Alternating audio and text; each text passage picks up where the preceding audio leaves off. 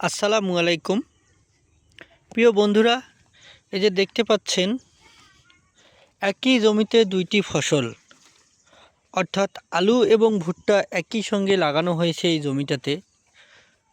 আজকে আমি আপনাদেরকে দেখাবো যে আমি আলু এবং ভুট্টা কিভাবে রোপণ করেছি এবং কোনটা কোন দিন রোপণ করেছি। তো এই যে দেখেন, আমি সর্বপ্রথম আলুর বীজটা রোপণ করেছিলাম। আলুর বীজটা আমি রোপণ করেছিলাম 24 ইঞ্চি দূরত্বে, ঠিক আছে, গই টু গই 24 ইঞ্চি।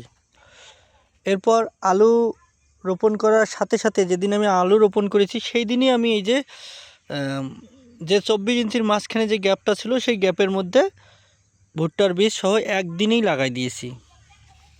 তো একদিনে লাগানোর ফলে যেটা হলো, অনেকেই আছে যে আলু লাগানোর পর তারা আলুর পরিচর্যা করে, ঠিক আছে, আলু গাজানোর পর তারপর তারা ভুট্টা লাগায়, কিন্তু আমি সেটা কিন্তু করিনি।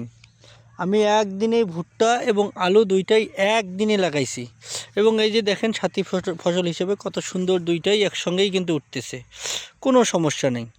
এখন অনেকেই আছেন যে আসলে আলুর গই বেঁধে দেন, তাই অত ঝামেলা আমি করব না, অত ঝামেলা আমার করার সময় নাই।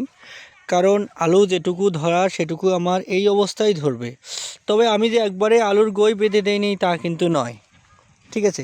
আমি আলুর গইগুলো এই যে দেখেন কি পরিমাণ বাঁধা আছে, এই যে এই পরিমাণ আমি বেঁধে দিয়েছি, অর্থাৎ ছোট লাঙ্গল দিয়ে আমি চাষ করে দিয়েছি।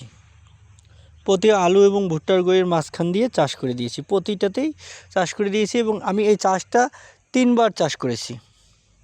যার কারণে এই যে দেখেন কত সুন্দর আলু এবং ভুট্টা একই সঙ্গে হচ্ছে। আমার সর্বোচ্চ আর 20 দিনের মধ্যে আমি এই আলুটা তুলে নিতে পারবো, এরপর আমার ভুট্টাটা কিন্তু সুন্দর মতো উঠে যাবে। তো এই জমিটা আমার হচ্ছে পতির জমি পড়েছিল, এবারই প্রথম আলু এবং ভুট্টা একসঙ্গে দুটো ফসলই আবাদ করলাম। তো এটা শুকনা জমি হওয়ার কারণে কিন্তু ক্ষমতা বা আপনারা দেখতেই পাচ্ছেন যে ঠিকমতো আলু গাজায় নেই। এই যে ভুট্টা, এই যে দেখেন এই জায়গাটা গ্যাপ, এই যে একটা গাছ, এই জায়গাটাতে কোনো গাছ নেই, ওই যে একটা, এগুলো আসলে পাখি খেয়ে নিছে।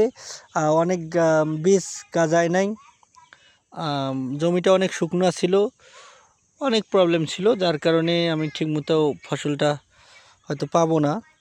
কিন্তু যেটুকু হয়েছে সেটুকুর যত্ন করেছি এবং সেটুকু কিন্তু পারফেক্ট আছে, ঠিক আছে।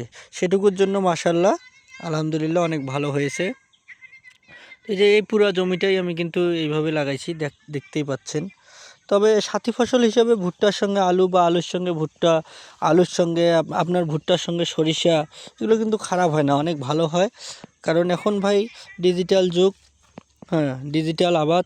আমি আলুটা তুলে নেব, এরপর ভুট্টাটা যতটুকু পারি মানে ভুট্টাও আমার ভালো আসবে, কম করে হলেও 25 মণ ভুট্টা আসবে 25% জমিতে।